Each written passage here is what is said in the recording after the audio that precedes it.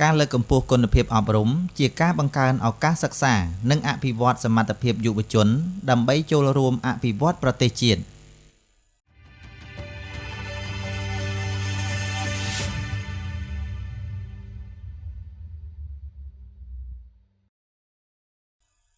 ប្រធានអង្គការមូលនិធិអាស៊ានដើម្បីអប់រំនិងអភិវឌ្ឍបានលើកឡើងថាការបដិញ្ញាចិត្តរួមគ្នាក្នុងការលើកកម្ពស់គុណភាពអប់រំបង្កើនឱកាសសិក្សានិងអភិវឌ្ឍសមត្ថភាពយុវជនដើម្បីចូលរួមអភិវឌ្ឍប្រទេសជាតិឲ្យកាន់តែរីកចម្រើនគណៈរាជរដ្ឋាភិបាលអាណត្តិទី7បានចាត់ទុកវិស័យអប់រំជាវិស័យចម្បងមួយក្នុងយុទ្ធសាស្ត្របញ្ចកោណដើម្បីរួមគ្នាសម្រេចគោលដៅកម្ពុជាក្លាយជាប្រទេសមានចំណូលខ្ពស់ក្នុងឆ្នាំ2025ថ្លែងក្នុងពិធីសន្និសីទស្ដីពីការពង្រឹងស្តង់ដារបង្រៀនភាសាអារ៉ាប់ក្រោមប្រធានបទដំណើរឆ្ពោះទៅរកប្រព័ន្ធអប់រំភាសាអារ៉ាប់ដែលមានគុណភាពខ្ពស់និងចីរភាពនៅកម្ពុជានាព្រឹកថ្ងៃទី24ខែកក្កដាឆ្នាំ2026នៅមជ្ឈមណ្ឌលកុយវ៉េតខេត្តកំពតឯកឧត្តមបណ្ឌិតរ៉ូម៉ានសារីទីប្រឹក្សារាជរដ្ឋាភិបាលនិងជាប្រធានអង្គការមូលនិធិអាស៊ានដើម្បីអប់រំនិងអភិវឌ្ឍបានលើកឡើងថាការពង្រឹងស្តង់ដារបង្រៀនភាសាអារ៉ាប់គឺដើម្បីឆ្ពោះទៅរកប្រព័ន្ធអប់រំភាសាអារ៉ាប់ដែលមានគុណភាពខ្ពស់និងមានចីរភាពយូរអង្វែងនៅកម្ពុជាហើយអ្វីដែលសំខាន់នោះគឺជាការអភិវឌ្ឍសមត្ថភាពយុវជនខ្មែរអ៊ីស្លាមនៅកម្ពុជាដើម្បីចូលរួមអភិវឌ្ឍប្រទេសជាតិជាមួយរាជរដ្ឋាភិបាលឲ្យកាន់តែរីកចម្រើនឯកឧត្តមបានបញ្ជាក់ថាគោលបំណងចម្បងនៃការរៀបចំកម្មវិធីនេះឡើងគឺដើម្បីលើកកម្ពស់គុណភាពនៃការបង្រៀននិងការរៀនឲ្យស្របទៅតាមស្តង់ដារអន្តរជាតិព្រមទាំងបង្កើនប្រព័ន្ធអប់រំភាសាអារ៉ាប់មួយដែលមានចីរភាពនិងប្រសិទ្ធភាពខ្ពស់ឯកឧត្តមជឿជាក់យ៉ាងមុតមាំថា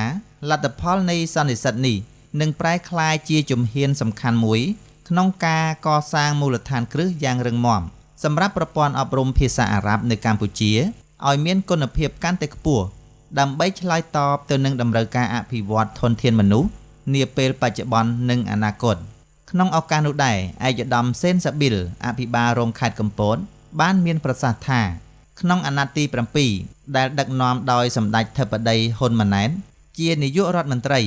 សម្ដេចបានដាក់ចេញនូវយុទ្ធសាស្ត្របញ្ចកោណដំណាក់កាលទី1ហើយការអភិវឌ្ឍធនធានមនុស្សគឺជាអាទិភាពគន្លឹះទី1ក្នុងចំណោមអាទិភាពគន្លឹះទាំង5ដែលតម្រូវឲ្យវិស័យអប់រំនៅកម្ពុជាទាំងអស់មិនថាវិស័យអប់រំជាតិអន្តរជាតិឬវិស័យអប់រំសាសនាត្រូវមានគុណភាពនិងស្តង់ដារខ្ពស់ឯកឧត្តមអភិបាលរងខេត្តកំពតបានបន្តថា